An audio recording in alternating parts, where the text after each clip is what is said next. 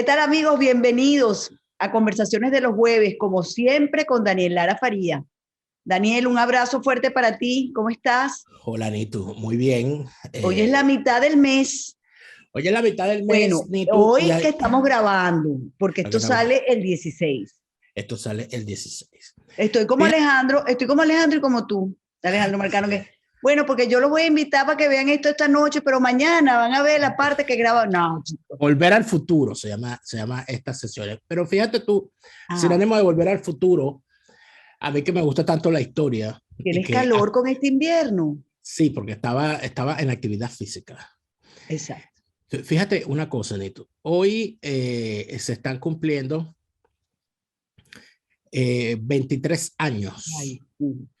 Tú de siempre me recuerdas esta fecha, se me de había la tragedia de olvidado. Vargas. Es algo que no, yo, como soy de Vargas, y a Claro. pesar de que no estuve dentro de las innumerables personas que resultaron lamentablemente damnificadas o fallecidas o con familia desaparecida, yo, gracias a Dios, no estuve dentro de ese siniestro, dentro de esa siniestra estadística. Sin embargo, no hubo un solo varguense y probablemente no hubo un solo venezolano que tuviese conciencia de en aquel momento de lo que había ocurrido, que pueda decir hoy que eso no lo afectó. Eso nos afectó a toda Venezuela. A todos. Y también se está cumpliendo, y yo sí creo en el simbolismo de las fechas. Yo sí creo en la simbología. Hoy se están cumpliendo también 23 años de que se consumara la instauración del el chavismo por encima de la República de Venezuela. Tal Ve- día como hoy, hace 23 años, se le puso la lápida a la República de Venezuela y sobre ella se intentó construir un mamotreto llamado la República Bolivariana de Venezuela, que no es otra cosa que la República Chavista. Yo creo que esta fecha tiene una significación tan simbólica y tan especial que no es algo que pueda pasarse bajo la mesa. Porque el 15 de diciembre del año 99, en efecto, la naturaleza se llevó por el medio a buena parte de Venezuela, literal y figurativamente, porque así como ocurrió el deslave natural, de la misma manera hubo un deslave republicano, pero también hubo una muestra sin igual y digna de resaltar de cómo dentro de Venezuela los valores reales, los valores que sirven para construir, no para destruir, siempre afloran y son de verdad. La solidaridad, la empatía por el que por el que está en una circunstancia difícil, el ánimo de colaborar con el que se queda en la calle en una situación como esta. Eh, eso está allí en nuestra nacionalidad, pero al mismo tiempo están los antivalores. Y yo creo que los venezolanos, los que estábamos en Vargas, pudimos ver los valores y los antivalores actuando y de alguna manera se puede escribir la historia del chavismo a partir de ese día. Porque así como uno vio a gente metiendo en su casa a vecinos o familiares que se habían quedado sin techo o en una zona difícil, de la misma forma vimos vecinos teniendo que defenderse como podían para que los aprovechadores no les saquearan la casa, no los agredieran, no los violaran, no los asesinaran, no los robaran. O sea, vimos las dos cosas a la vez. Y eso es Venezuela. Venezuela es el venezolano que está dispuesto a comer menos para darle comida al que no tiene en una situación difícil, y es también el venezolano que es capaz de aprovecharse del que tiene algo para quitárselo, robárselo y aprovecharse de eso por el puro vicio, por el puro vicio.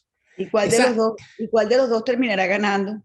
yo creo que el problema con el antivalor y el problema con el vicio es que es más escandaloso, hace más ruido, es más chocante, y como es más chocante es más visible. Pero te voy a dar un pequeño ejemplo, un ejemplo básico. Hizo muchísimo ruido el tema del fraude electoral del 21 de noviembre. Campaña, dinero y todo aquello. O sea, no, era como ver, uno decía, oye, pero aquí de verdad que los malos son una cosa, o sea, los malos ganaron. Pero Ujú. cuando tú revisas, inclusive los propios números que ellos maquillaron, con sus números maquillados te encuentras que hubo centros electorales en Baruta o en Chacao o en Alatillo donde la abstención fue de más del 90%, eso nadie le hace ruido. Eso no hace el ruido que hace los que dicen ganamos con el 90% de los votos. Sí, ganaste con el 90% de unos votos inexistentes, pero cuando revisas tus propios números te das cuenta que los buenos fueron los que se quedaron en su casa y se negaron a participar en tu farsa. Ganaste con el 90% del 10%. Y cuidado si no está menos. ¿No? No, es que tú sabes que yo nada más veo un dato, claro, veo mucho, pero a mí hay un dato que me dijo todo lo que había pasado, cuando no habían imágenes en los centros electorales. Cuando tú ves que no, nadie graba imágenes de los centros electorales, aquí está este centro electoral, no. Tú dices, aquí no votó nadie. Y los poquitos que grabaron eran una fila de 3 y 4 personas. Tienes bueno, lo que fue para mí el termómetro más grande de la nula participación y del fake de los números, que fueron los famosos datos del estado Barinas, donde supuestamente Superlano había ganado con más de 100,000 votos para sacar a la tiranía de los Chávez y tal y más cual, y cuando el tipo convoca a la gente que supuestamente se declaró en rebeldía contra el chavismo, inclusive se lleva de actor especial al interino y no logra reunir en ese acto más de 200 personas, yo creo que no llegó ni a 100. Sí. Entonces, cuando eso es un termómetro claro. Yo creo, sinceramente, que nosotros, la historia de Venezuela se puede contar de distintas maneras. Y una de las maneras de contarla es antes y después del 15 de diciembre del 99. Porque además de eso, el Estado Vargas, y te lo dice alguien que vivió antes, durante y después de la tragedia del Estado Vargas.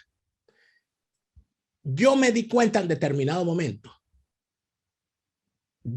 muchísimo después, que lo que habían hecho con Vargas, el chavismo, lo que había hecho con Vargas, era el laboratorio de lo que quería hacer con Venezuela.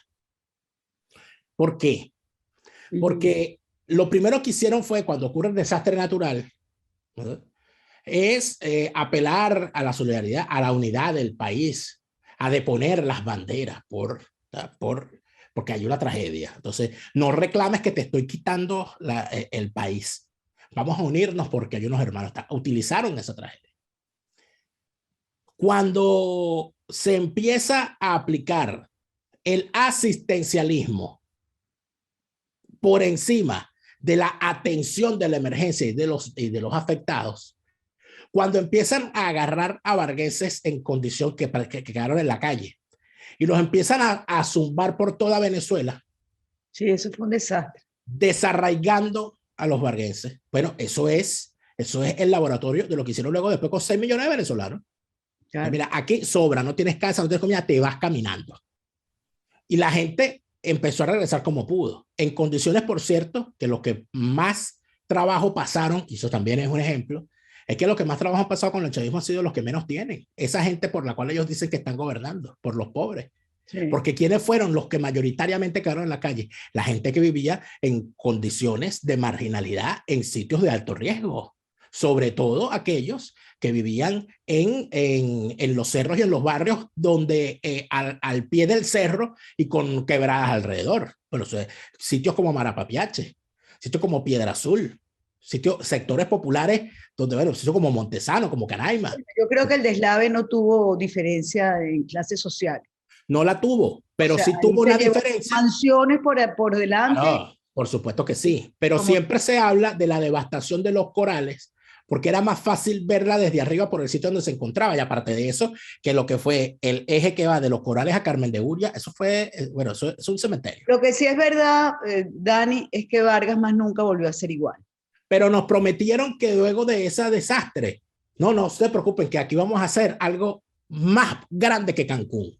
Ahí está Vargas. Sí. La verdad es que no volvió a ser lo que era, aparte de que, bueno, a uno le quedó como la angustia de cuando ve llover. Yo por ejemplo, cuando estaba en Caracas, cada vez que yo veía mucho al Ávila y veía mucho ¿cómo se dice esto? El tope la cabecera, sí. Para ver si estaba lloviendo. Mi angustia era, ¿cómo estará Vargas? Siempre cuando llovía, mi angustia es ¿cómo estará Vargas? Claro. Y eso, además, recuerda algo. Los primeros grandes escándalos de corrupción en Venezuela con el chavismo, fueron ahí, surgieron? En Vargas. No, el y dinero que se además que otorgó. creo que no hicieron nada de lo que prometieron, Dani. El primer gran gesto de indolencia que hizo Chávez en personas, ¿cuál fue? El rechazar la ayuda de los Estados Unidos para abrir las carreteras en 3 días. Tú sabes que yo te voy a El primer ejemplo fallido de programas sociales de atención al más necesitado, ¿dónde fracasaron y dónde se vio que lo que querían era convertir a venezolanos en mendigos? En los planes de barrido manual en Vargas que se quedaron después de la tragedia. Sí, Eso lo aplicaron luego en toda Venezuela. tú sabes que yo siempre tuve pero desde el 4 de febrero, a mí Chávez me producía repulsión. Yo nunca la verdad no, era algo, no te puedo explicar. Mi cuerpo sentía una cosa, un rechazo, ¿no? Y lo digo porque además él incluso me lo dijo en algún momento, me lo preguntó. Y entonces, bueno, eso es tema de otra conversación, ¿no? Pero yo sentía un rechazo hacia él, pero nunca como después de lo de Vargas. Cuando yo lo vi a él rechazando la ayuda norteamericana, que venía, que estaba a escasas horas del puerto de La Guaira, cuando yo dije, este hombre no quiere a nadie. Tal cual. Y ahí sí es verdad que más nunca, bueno, yo jamás, yo toda la vida lo rechacé políticamente, pero a raíz de ahí yo supe todavía más quién era ese señor. Que es lo mismo que son todos estos, porque todos estos no son sino hijos de Chávez. Sí, pero por supuesto. Por ejemplo, fíjate, ahí está Maduro, ayer estaba en el Alba, en Cuba, en La Habana, y ayer estalló un ser humano en el aeropuerto de Cúcuta y luego un carro bomba. Que por cierto, el carro bomba, una maleta bomba, perdón, estaba tratando de ser desactivada por 2 policías especialistas y murieron también al estallar. Y dicen que estalló a control remoto, ¿no? Pero lo grave es que además señalan que el financiamiento de esto y la planificación estuvo en Venezuela. Y tú sabes que yo no lo dudo, porque entonces ellos dirán, no, pero yo estaba en Cuba en una reunión. Sí, gran cosota. Ahora, esto también lo hemos dicho 1000 veces, Pero se lo es que hemos dicho además al de mundo eso, entero. pero que por supuesto, además de eso, que no sería la primera vez, porque la colaboración de el chavismo con la FARC y con los grupos irregulares colombianos existen desde antes de la llegada de Chávez al poder inclusive. Y hay suficientes registros de eso. Lo que pasa es que aquí volvemos a lo mismo. Y hay que repetirlo porque lamentablemente es así. Las instituciones colombianas han sido alcahuetas con esa intervención del chavismo en Colombia desde el primer momento. Cuando a raíz del incidente de Cararabo, donde el año 95 fueron asesinados y descuartizados y profanados sus cuerpos y todo aquello, un grupo de soldados en una base naval allí en Cararabo, en la frontera con Colombia, hubo un informe de inteligencia, porque por supuesto fue una situación que ejecutó el ELN, y eso causó una gran conmoción nacional y puso de verdad los ánimos en contra de Colombia en Venezuela, lo pusieron bien, bueno, bien arriba. Y en aquel momento hubo también, o sea, una comprensión en Colombia de lo grave que era eso para la relación con Venezuela, después de que habían logrado calmarse las aguas a raíz del incidente de la corbeta Caldas en el 86.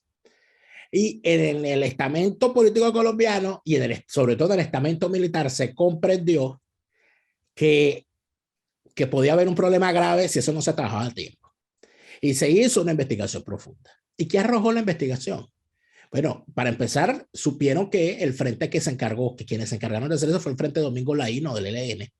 Y supieron también que lo habían logrado hacer gracias a una larga operación de infiltración con elementos vinculados a la Fuerza Armada, y una de las personas que se reunía con ellos era un comandante golpista llamado Hugo Chávez. Esos están los informes de inteligencia y fueron publicados por el diario El Tiempo en su momento. Y Hugo Chávez salió molestísimo, a pegar gritos frente a las cámaras diciendo que él le exigía a Caldera que lo metiera preso y que investigara, que si él era culpable lo metiera preso. Bueno, entonces todo el mundo se asustó, dijo, no, eso no debe ser verdad, eso lo inventó. Salió José Vicente Rangel a entrevistar a Chávez, a decir que no, porque José Vicente Rangel siempre fue aquí colombiano, dice que no, que es que los perros de la guerra, imagínate, José Vicente Rangel denunciando a los perros de la guerra. Él que fue siempre perro de la guerra. Que él fue, bueno, un canino, pero bueno, de los más, sí, un perro con rabia de la guerra. Empezó Alfredo Peña, el diario Nacional, a decir que no, que eso era un falso positivo inventado por la Fuerza de Inteligencia Colombiana para desprestigiar a Hugo Chávez. Y eso se quedó así. Aquí no se acuerda la gente tampoco que cuando empezó el tema del problema entre los comandantes Chávez y Arias Cárdenas, también en la prensa colombiana, sobre todo en la prensa colombiana, se ventiló que eso significaba un quiebre en la relación con las fuerzas irregulares colombianas, porque Arias Cárdenas siempre ha estado vinculado al ELN y Chávez siempre ha estado vinculado a la FARC. Lo que pasa es que aquí en Colombia lamentablemente se han hecho, bueno, y ahí tiene a Petro entonces a las puertas del Palacio de Nariño, 23 años después. ¿Por qué? Porque lamentablemente en Colombia y en Venezuela somos unos hermanos siameses pegados por la espalda que nos las pasamos haciendo las maldades y que creemos que le lanzamos el traqui-traqui para el patio del vecino y creemos que la mata se va a caer y no nos va a caer a nosotros encima. Nosotros, la historia de Venezuela y Colombia es eso, una permanente estupidez entre los dos viendo quién se echa para allá y quién se echa para acá. Entonces, lamentablemente, el estamento político colombiano y el estamento militar, sobre todo el estamento militar colombiano, que ojalá tuviese la comprensión, que no sé si la tienen, y de la magnitud de lo que significa tener al régimen chavista empoderado y prácticamente con el territorio tomado por fuerzas irregulares. Ojalá se diesen cuenta alguna vez del riesgo que significa que ellos sigan haciéndose los tontos con el régimen chavista. Yo creo que sí, acariciándole el lomo. Yo creo que sí lo sabe. Yo creo que el estamento militar colombiano lo sabe y lo sabe bien. Yo creo que los que están tratando ¿cómo se dice?, extender la arruga ha sido el sector político. Pienso yo. Yo creo que el sector militar sí lo sabe. Yo déjame decirte que yo me quito el sombrero ante los militares colombianos. Y lo digo porque, bueno, conozco su entrenamiento, su formación.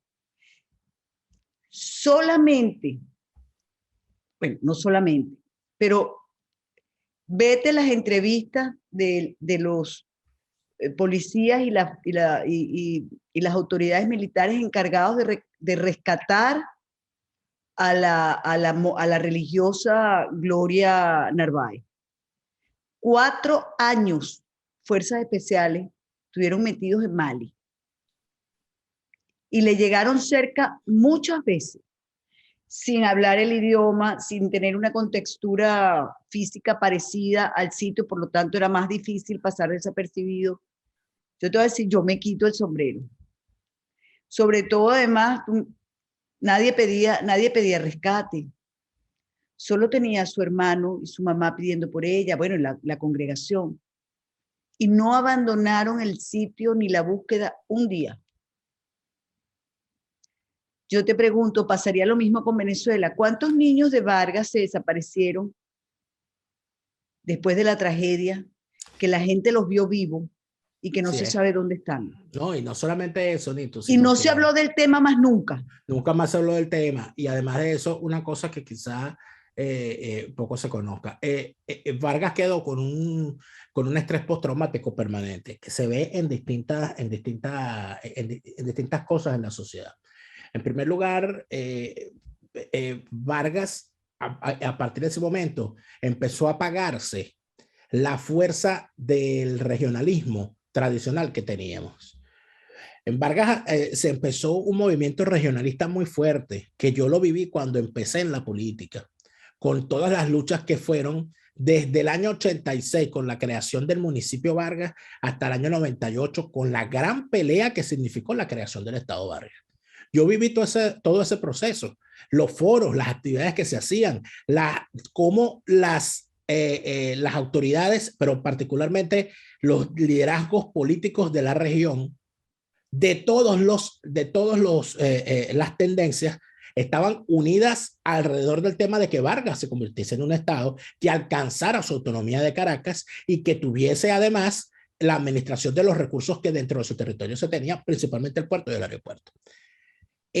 Yo vi ese proceso. Yo vi cómo gente que no eran del mismo partido y que más bien estaban en las aceras contrarias, como José Rubín, Séfora Contreras, Pedro Castillo, el propio Ubaldo Martínez, que murió recientemente, y otros muchos más, se montaron en el tema de la creación del Estado Vargas a pesar de las diferencias que tenían. Porque lo sentíamos así como necesario. Luego toda esa generación que peleaba porque tuviésemos gobernantes que fuesen nacidos en la región, que no nos siguieran mandando paracaidistas, que nuestros representantes en el Parlamento fueran de la región. Toda esa lucha que se dio, ¿dónde terminó? Bueno, en que nos agotamos y empezó el retroceso. Y a partir del año 99, los que queríamos ser Estado Vargas y dejar de ser parte, dejar de ser el patio trasero del Distrito Federal, que lo éramos, y queríamos empezar a ser Estado Vargas, la entidad federal número 23, entonces empezamos otra vez a ver a Caracas con la mano extendida, porque estábamos casi en situación de mendicidad. Y en todo ese proceso en donde se llegó, bueno, a la politiquería de creer que bastaba con tener a un varguense de diputado o de gobernador para que pudiésemos decirnos regionalistas. Y eso no es el regionalismo, porque después de todos estos años, ¿qué tenemos? Tenemos a un presidente interino varguense y acaban de adjudicarle la gobernación a un tipo del chavismo que es varguense. ¿Eso significa algo de verdad para la región? No significa nada. El regionalismo varguense, los únicos que lo mantienen, debo decirlo, sin ánimo, son los fanáticos de los Tiburones de La Guaira, que siguen ahí con su equipo a pesar de los pesares. Pero en realidad, eso que fue las ganas de reclamarle a la capital por la autonomía de una región, eso se perdió, eso se murió, eso se lo llevó el rey. Bueno, no solamente eso, chicos, se dejaron quitar el nombre. Para variar. Se dejaron quitar el nombre. Yo te voy a decir una cosa. Ojalá vuelva la democracia, ¿no? Pero hay que ver lo que significa para una región llamarse Vargas. Y tú no te imaginas. Civil, el primer, o sea, no ha llegado a Venezuela todavía a la silla sin desmerecer a nadie. Un hombre de la estatura intelectual, moral del doctor Vargas. O sea, pero tú sabes que eso, yo te voy a decir una cosa, ¿no? Yo me empecé a dar cuenta en determinado momento cómo el interés por borrar el nombre de Vargas empezó a profundizarse. Y era una meta del chavismo. Yo recuerdo una gran discusión a propósito de una campaña, creo que fue la campaña del 2017, la de gobernadores anteriores, donde era candidato el triple falsario José Manuel Olivares, ese gran delincuente, y su jefe de campaña era Juan Guaidó. Y yo recuerdo que a mí me invitaron a un evento donde ellos iban a exponer sus cuestiones. Y yo les dije, ¿por qué hablan de los guaireños y no de los varguenses? Entonces, no, porque cuando se hacen las encuestas, las famosas encuestas, los sondeos de opinión, la gente se identifica como guaireña y la gente habla de voy para La Guaira, no para Vargas. Y yo dice, el deber de un político no es hacer lo que dicen las encuestas, el deber de un político es hacer lo que corresponde hacer. Y nosotros somos varguenses y Vargas es nuestro símbolo. Vargas es la representación del poder civil, del civil que llega al poder y que además de eso se va por una militarada. ¿Cómo vas a borrar tu Vargas? Porque una encuesta te dice que la gente dice que es guaireña, que lo que pasa es mentira. Porque mi generación, yo soy de la generación que en primer grado, porque eso fue en el año 86, se creó el municipio Vargas y recordamos todavía cómo llegó la maestra ese día a decirnos, niños, la fecha ahora se escribe distinto, ahora tenés que escribir municipio Vargas, 15 de diciembre del año tal. Eso empezó en ese momento. Empezamos a llamarnos varguenses en ese momento, y Vargas empezó a ser un motivo de orgullo regional. Cuando tú ves que inclusive la clase política llamada a defender el nombre de Vargas decidió declinar y nadie lo reclamó, ahí te das cuenta que Carujo le ganó a Vargas finalmente, otra vez en su propia tierra. Acabo de meter aquí en Google Vargas y dice: el estado La Guaira, anteriormente conocido como estado Vargas. Ya ahí, te lo juro que se me cae la empalizada. Y después, un poquito más abajo, dice: en 1998, el gobierno de Rafael Caldera decretó al municipio Vargas como autónomo separado del Distrito Federal con el Estatuto de Territorio Federal, para poco después definitivamente convertirse en el estado número 23 de la nación. Así es. Fue una gran lucha, por cierto. Yo tengo que repetirlo, ¿no? Que es necesario que se sepa que no hubiese existido el Estado Vargas sin la terquedad, la tosudez que tuvo en su momento el señor José Rubín, que prácticamente se fajó de tú a tú con el presidente Caldera, porque Caldera no quería la creación del Estado y lo impugnó ante la Corte. Y fue José Rubín quien logró el gran concierto nacional, y la Corte Suprema de Justicia le dio la razón. Bueno, él lo encabezó, pero el espíritu varguense, como tú nos has contado. Por supuesto, pero claro, pero es que Rubín era diputado al Congreso. Claro, claro. Como diputado al Congreso.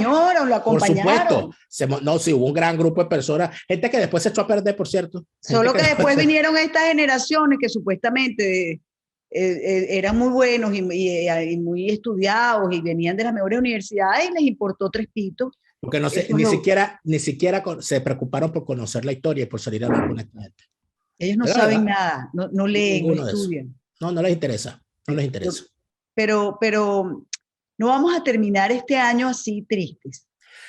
No, yo te tengo que decir una cosa, han pasado más de 200 años desde las grandes hazañas de José María Vargas, y aquí estamos hablando de José María Vargas.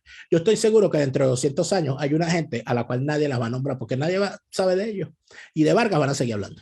Pero ¿qué 200 años, chicos? Si ya yo no hablo de ellos, si no me lo encuentras tú. No, chicos. Olvídate de 200 años, esa gente, no podemos decir pasó a la historia, es que no entraron nunca a la historia. Nunca entraron. Y las pocas referencias que habrá de ellos en la historia serán muy negativas. Así es. Así es. Mira, se nos acabó el tiempo porque tú te tienes que ir. Así es. Pero déjame decirte que nos vemos en el 22. Porque pero por supuesto. Este es mi último programa por este año. Si no pasa otra cosa, ¿no? No, si hay que regresar, regresamos. Yo no tengo problema. Exactamente. Pero el que no puede regresar es otro. Es otro, pero eso es tu programa, mira. Te quiero un montón. Gracias, Anito. Yo quiero también decir aquí a todos mis suscriptores que tengan la mejor Navidad posible. Amén. Que esperemos que el año que viene venga cargado de cosas buenas, pero sobre todo que venga repleto de libertad y justicia. Así es. Amén. Amén. Te quiero mucho, mi Dani. Igual, ni tú. Feliz Navidad, que el niño Jesús te traiga cositas buenas. Así, amén. Hasta luego, amigos. Hasta el 22.